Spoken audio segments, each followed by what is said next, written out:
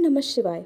आप सभी पर भोलेनाथ की कृपा सदा बनी रहे। पर आप सुनेंगे सोमवार की व्रत कथा, साथ में सुनेंगे भगवान शिव की बहुत ही दुर्लभ और पौराणिक मोक्षदायिनी कथा भी।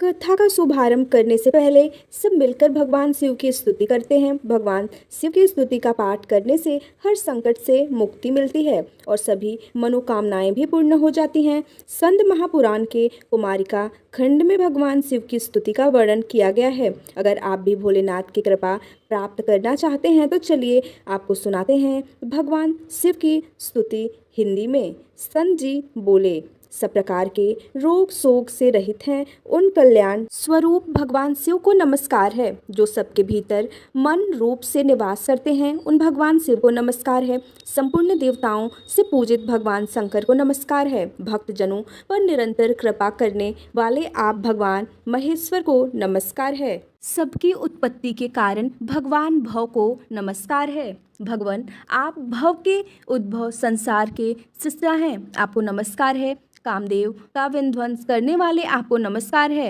आप गुण भाव से महान व्रत का पालन करने वाले हैं, आपको नमस्कार है। आप माया रूपी गहन वन के आश्रय हैं अथवा सबको आश्रय देने वाला आपका स्वरूप योग माया समावृत होने के कारण दुर्बोध है, आपको नमस्कार है। प्रलय काल में जगत का संहार करने वाले सर्व नामधारी आपको नमस्कार है। शिवरूप आपको नमस्कार है। आप पुरातन सिद्ध रूप हैं, आपको नमस्कार है। काल रूप आपको नमस्कार है। आप सबकी कलना करने वाले होने के कारण काल नाम से प्रसिद्ध हैं, आपको नमस्कार है।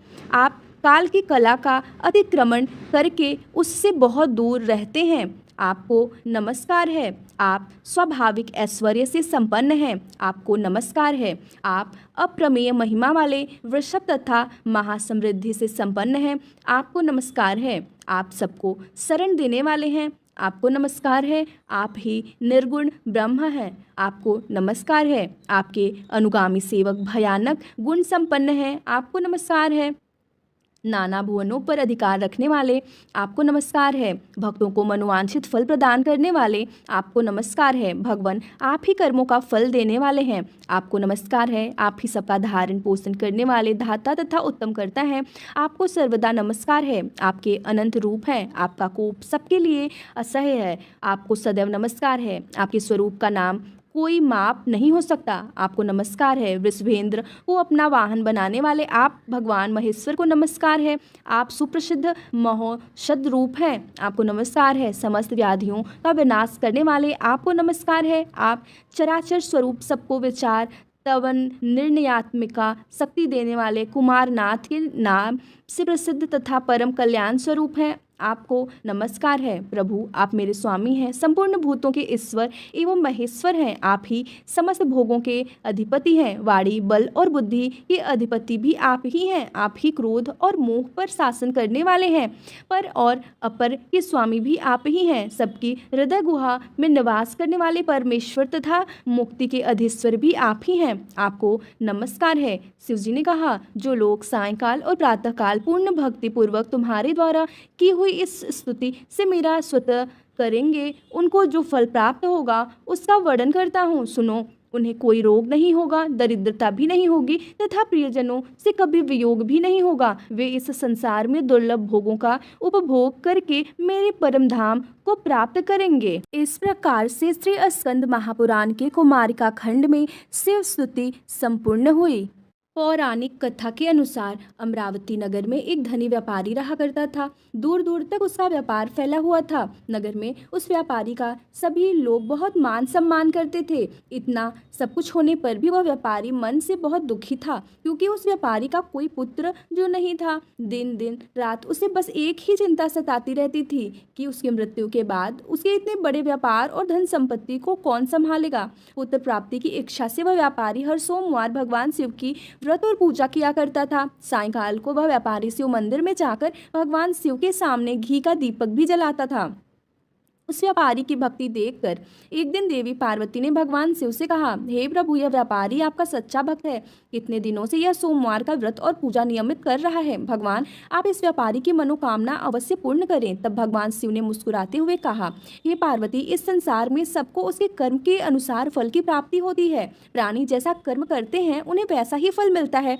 इसके बाद भी देवी पार्वती नहीं मानी। उन्होंने बार बार आग्रह करते हुए कहा, हे महादेव, हे प्रभु, आपको इस व्यापारी की इच्छा पूरी करनी ही पड़ेगी। यह आपका अनन्य भक्त है, हर सोमवार आपका विधिवत व्रत रखता है और पूजा अर्चना के बाद आपको भोग लगाकर एक समय ही भोजन भी ग्रहण करता है। आपको इसे पुत्र प्राप्ति का वरदान तो देना ही होगा। प्रभु देवी पार्वती का इतना आग्रह देखकर भगवान शिव ने कहा, देवी, तुम्हारे आग्रह पर मैं इस व्यापारी को पुत्र प्राप्ति का वरदान देता हूँ, लेकिन इसका पुत्र 16 वर्ष से अधिक जीवित नहीं रहेगा। उसी रात भगवान शिव ने स्वप्न में उसे व्यापारी को दर्शन देकर उसे पुत्र प्राप्ति का वरदान दिया और उसके पुत्र के 16 वर्ष तक जीवित रहने की बात भी बताई।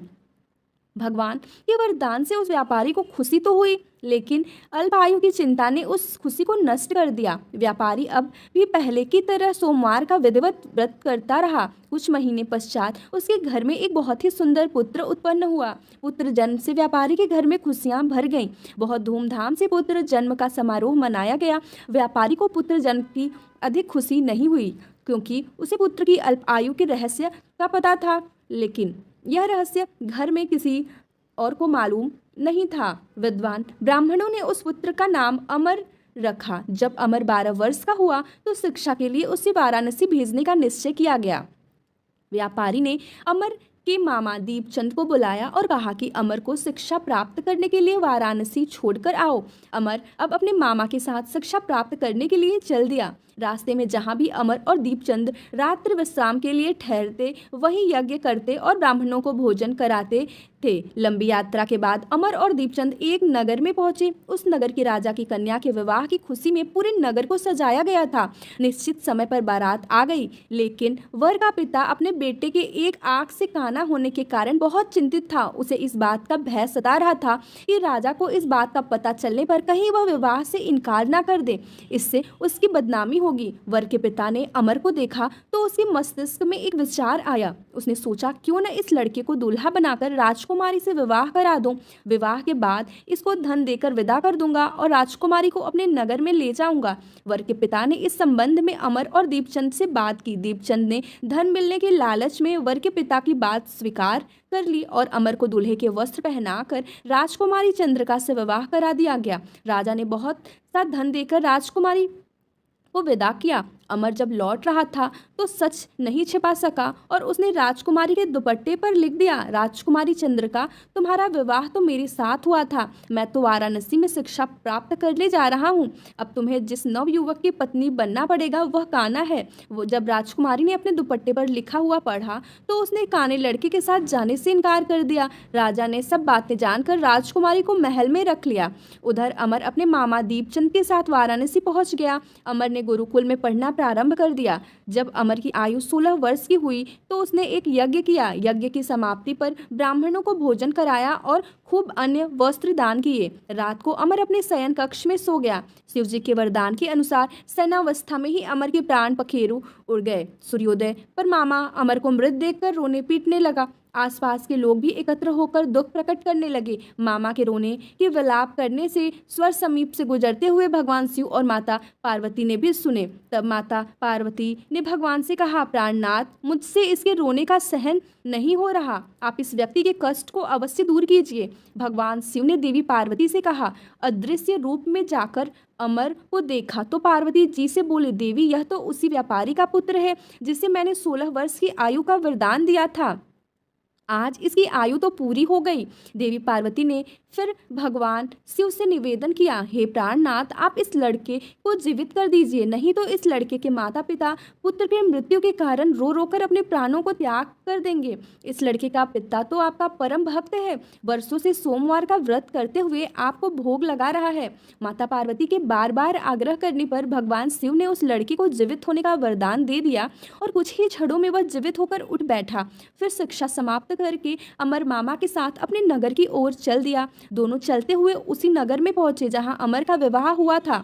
उस नगर में भी अमर ने यज्ञ का आयोजन किया। समीप से गुजरते हुए नगर के राजा ने यज्ञ का आयोजन देखा।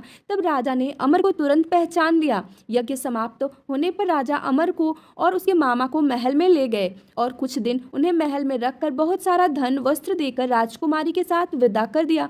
रास्ते में सुरक्षा के लिए राजा ने बहुत से सैनिकों को भी साथ भेजा।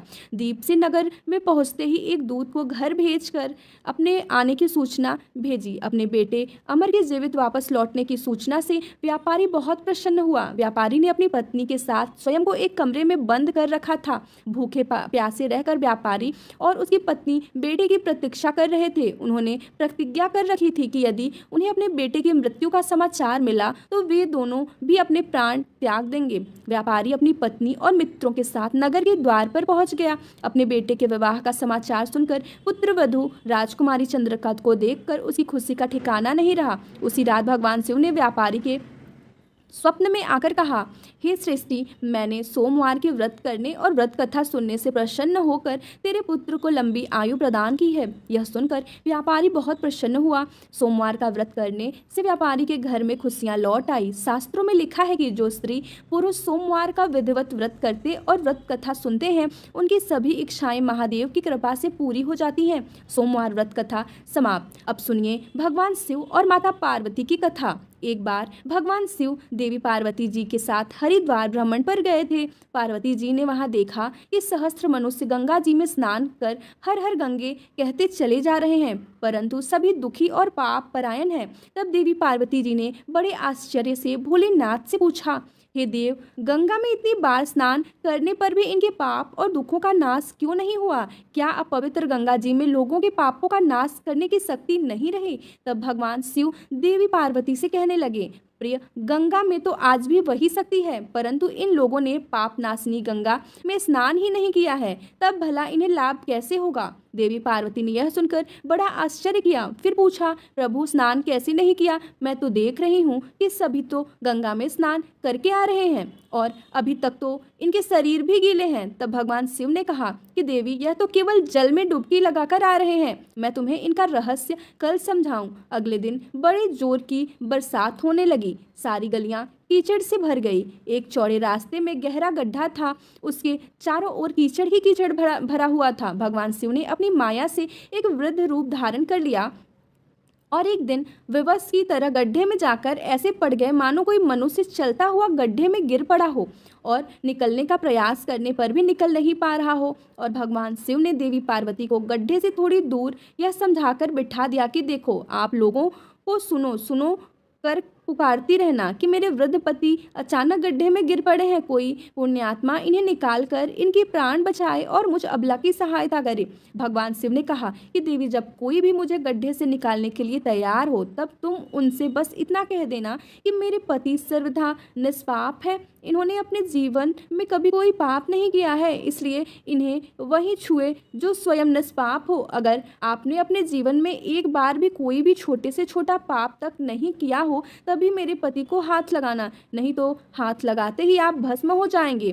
तथास्तु कहकर देवी पार्वती जी गड्ढे के किनारे बैठ गई और फिर आने जाने वाले लोगों को भगवान शिव की सिखाई हुई बात कहने लगी। उधर गंगा जी में नहाकर लोगों के समूह आ रहे थे। एक सुंदर युवती को यूं दलदल के पास बैठी देखकर कई लोगों के मन में पाप आ गया। कुछ लोग लज्जा के डर से डरे तो कुछ लोगों को धर्म का भय हुआ, कुछ लोगों को कानून से डर लगा तो कुछ लोगों ने तो पार्वती जी को यह भी सुना दिया कि मरने दे उस बुढ़े को, अरे क्यों उसके लिए रो रही है। आगे और कुछ दयालु सच्चरित्र पुरुष भी थे। उन्होंने करुणा करके युवती के पति को निकालना चाहा, लेकिन जैसे ही उन्होंने उस वृद्ध को वहां से हटाना चाहा तभी देवी पार्वती के वचन सुनकर वे भी रुक गए कि जो निष्पाप हो केवल वही उन्हें छुए, नहीं तो वे भस्म हो जाएंगे।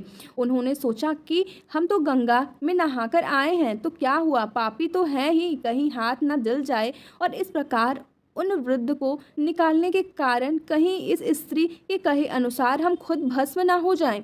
इस तरह सोचकर किसी की हिम्मत नहीं हुई कि वे उस वृद्ध को दलदल से बाहर निकाल पाए। सैकड़ों लोग आए और पूछकर चले गए। सुबह से शाम होश चली तब भगवान शिव ने देवी पार्वती से कहा, देखो आया कोई सच्चे हृदय से गंगा जी में नहाने वाला। तभी कुछ देर बाद एक जवान हाथ में लोटा लिए हर हर गंगे कहता हुआ वहां से निकला। देवी पार्वती ने उससे भी वही बात कही। उस नव युवक का हृदय करुणा से भर आया। उसने भगवान शिव को उस गड्ढे से निकालने की तैयारी की। तभी देवी पार्वती ने उसे रोका और कहा कि भाई, अगर तुम पूरी तरह से निष्पाप हो तभी मेरे पति को छूना, क्योंकि अगर तुमने जरा भी पाप किया होगा तो मेरे पति को छूने से तुम भस्म हो जाओगे। लेकिन उस नव युवक ने बिना कोई संकोच के दृढ़ निश्चय के साथ माता पार्वती से कहा, माते, मेरे निष्पाप होने में तुम्हें संदेह क्यों होगा? आपको नहीं दिखता कि मैं अभी अभी गंगा जी में स्नान करके आया हूँ? गंगा जी में गोता लगाने के बाद कभी पाप रहते हैं भला? और आपके पति को मैं अभी तुरंत निकालता हूँ। कहते ही उस नवयुवक ने वृद्ध को गड्ढे से बाहर निकाल दिया। तब भगवान शिव और माता पार्वती ने उसे अधिकारी समझकर अपना असली स्वरूप प्रकट कर उसे दर्शन देकर कृतार्थ किया। भगवान शिव ने देवी पार्वती से कहा, देवी, इतने लोगों में से बस इस एक ही ने गंगा स्नान किया है। इस दृष्टांत के अनुसार जो लोग बिना श्रद्धा और विश्वास के केवल दंभ के लिए, केवल पाखंड के लिए गंगा जी में स्नान करते हैं, उन्हें वास्तविक फल नहीं मिलता। लेकिन इसका यह मतलब नहीं है कि गंगा स्नान व्यर्थ जाता है। गंगा स्नान का बहुत पुण्य भी है। गंगा स्नान करने से सभी पापों से तो मुक्ति मिलती ही है, साथ ही मोक्ष की भी प्राप्ति होती है। ऐसा हमारे धार्मिक पुराणों में वर्णन है। यह थी आज की कहानी। आपको कैसी लगी कमेंट बॉक्स में जरूर बताइएगा।